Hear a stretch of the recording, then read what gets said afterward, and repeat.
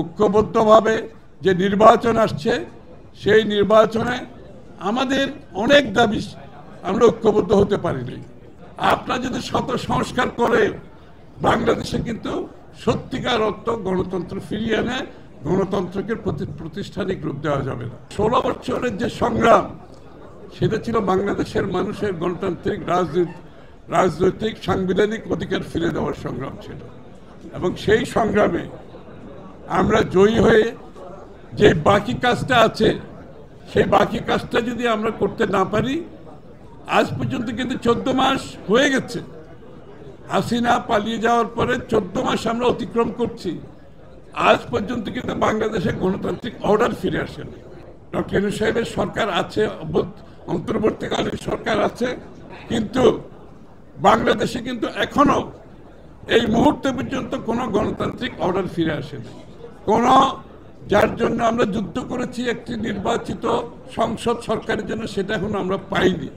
এই জন্য আজকে আমরা সবাই ঐক্যবদ্ধভাবে আমরা জাতীয় সনদ সই করেছি, এবং সনদ সই করার পরে এখন আমাদের বাকি কাজ যেটা আছে আগামী নির্বাচনকে সকলে ঐক্যবদ্ধভাবে অংশগ্রহণের মাধ্যমে বাংলাদেশে একটা গণতান্ত্রিক অর্ডার ফিরিয়ে আনতে হবে। এখন রাস্তার আন্দোলন নয়, এখন আন্দোলন হচ্ছে জনগণের কাছে আমাদেরকে যেতে হবে।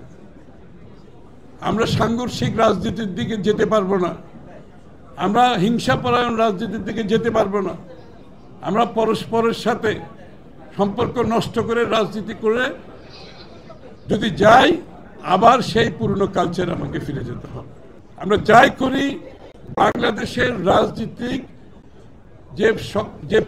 যে কালচার যেটা আছে, যে সংস্কৃতি যেটা ছিল বিগত দিনে, সে সাংঘর্ষিক প্রতিহিংসামূলক, সেখান থেকে আমাদেরকে বেরিয়ে আসতে হবে।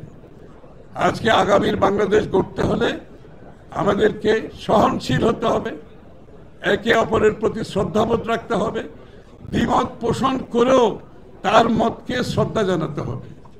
আমাদের এই কালচারগুলো আনতে হবে। আরেকজনের সাথে দ্বিমত পোষণ করব, তারপরে তার মতকে শ্রদ্ধা জানাতে তো আমার অসুবিধা নেই। আমাদেরকে এই কালচার, এই সংস্কৃতি ফিরিয়ে আনতে হবে।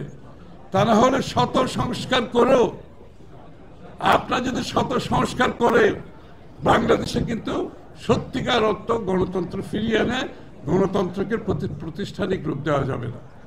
এই জন্য আজকে আমাদের সকলের মধ্যে ঐক্যবদ্ধভাবে যে নির্বাচন আসছে সেই নির্বাচনে আমাদের অনেক দাবি আমরা ঐক্যবদ্ধ হতে পারিনি, এবং এটাই স্বাভাবিক। অনেকে বলে যে আমাদের মধ্যে বিভেদ হচ্ছে, আমি মনে করি আমাদের মধ্যে কোনো বিভেদ হচ্ছে, আমাদের মধ্যে কোনো বিভেদ হচ্ছে না। আমাদের প্রত্যেকটি দলের নিজস্ব দর্শন, চিন্তা, ভাবনা, রূপরেখা আছে।